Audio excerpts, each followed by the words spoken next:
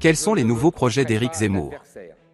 Après un échec au premier tour avec seulement 7,1% de voix, un refus brusque et officiel de Marine Le Pen face à l'éventualité selon laquelle le candidat Reconquête fasse partie de son gouvernement si elle est élue, il y a de quoi s'inquiéter. Mais ce qui est important, c'est de comprendre quel est le véritable problème d'Éric Zemmour. N'a-t-il pas juste fait trop de buzz? Est-il vraiment aimé par 7% des Français? Emmanuel Macron de son côté a-t-il des projets pour lui s'il est élu? Enfin, quels sont les véritables projets d'Éric Zemmour aujourd'hui qu'il se retrouve hors de la course aux élections présidentielles de France 2022? La réponse dans les prochaines minutes de ce reportage. Si vous êtes nouveau sur la chaîne et que vous aimez cette vidéo, alors n'hésitez pas de vous abonner et à activer la cloche de notification pour ne rater aucune de nos prochaines vidéos.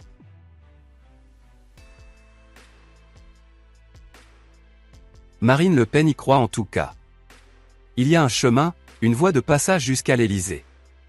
Les scores du premier tour valident toutes ces prévisions, dit-elle. Le pouvoir d'achat, la normalisation aussi. Et puis, la candidate a échappé au pire lors de ce premier tour, à savoir l'abstention de son socle. C'était sa terreur, celle qui a aussi fait trembler son camp jusqu'à la dernière minute. Mais pour autant, on ne peut pas dire que toutes les planètes soient alignées. D'abord parce qu'il y a un écart conséquent entre Emmanuel Macron et elle. Plus de 4 points, alors que sur les dernières semaines, le camp Le Pen rêvait d'arriver en tête. Cela n'a pas été le cas. Dimanche 10 avril au soir, au QG du Rassemblement National, on expliquait que c'était très bien parce que ça endormait les bobos parisiens et que ça évitait une hystérie d'une crainte de l'arrivée de l'extrême droite. C'est aussi une façon de se consoler, car il y a un autre bémol pour la candidate du Rassemblement National, la réserve de voix d'Éric Zemmour, qui a fait 7,1% au premier tour, est plus limitée que prévu. Par conséquent, paradoxalement, la déconfiture du candidat Reconquête n'est pas une bonne nouvelle pour Marine Le Pen. Cela lui donne moins de souffle entre le premier et le second tour.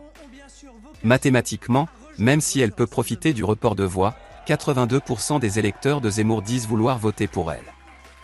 Marine Le Pen devra aussi récupérer en grande partie les 700 000 électeurs de Nicolas Dupont-Aignan et un quart des électeurs de Valérie Pécresse.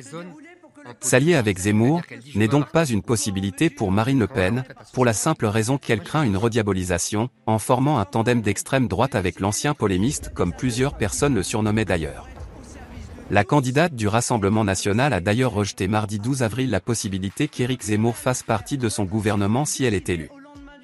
Interrogée sur France Inter sur un tel scénario, elle a répondu « Non, ça n'est pas une possibilité.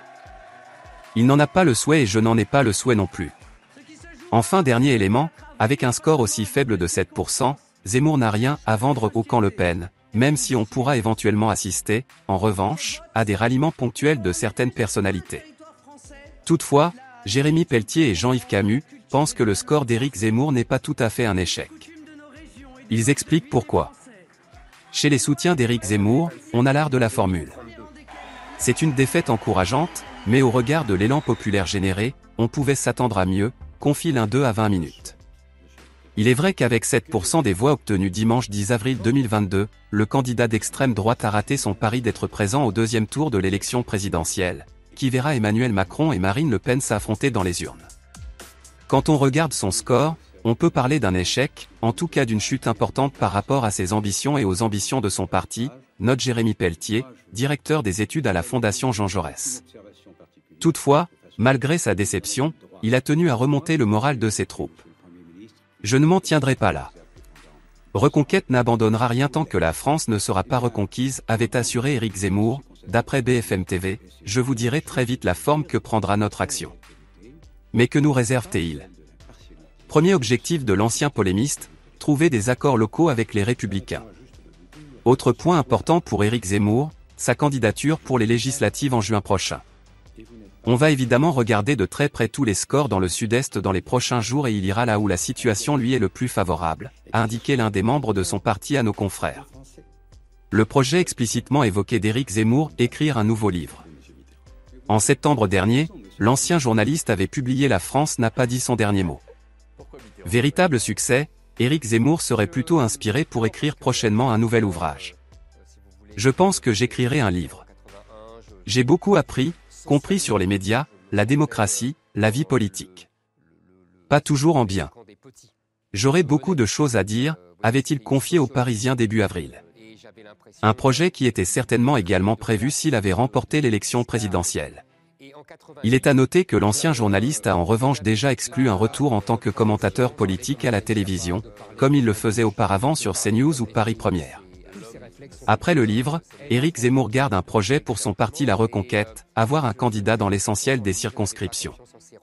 Pour s'implanter durablement et pouvoir espérer devenir le chef de l'opposition, comme il l'a expliqué sur France 2, Reconquête cherche à obtenir un groupe à l'Assemblée nationale.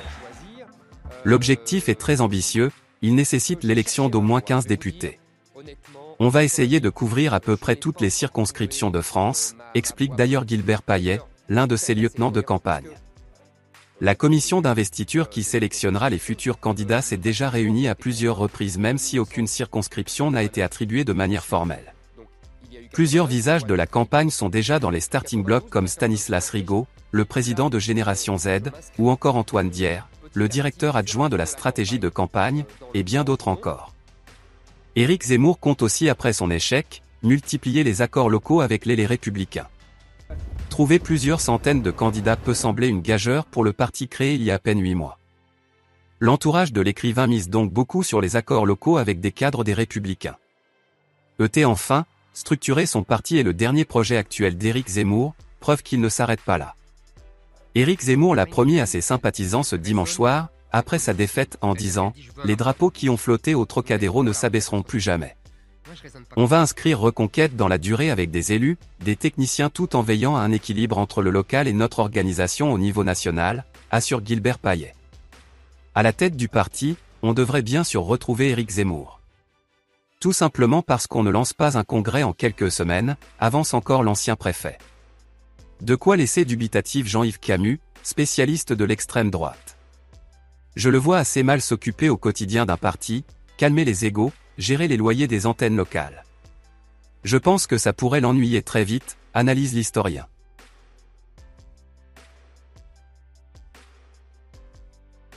J'espère que vous avez aimé cette vidéo, et si c'est bien le cas, alors ne partez pas sans vous abonner. Je vous invite également à cliquer sur le petit pouce « J'aime » et surtout à activer la cloche de notification pour ne rien manquer de nos prochains contenus. À très bientôt.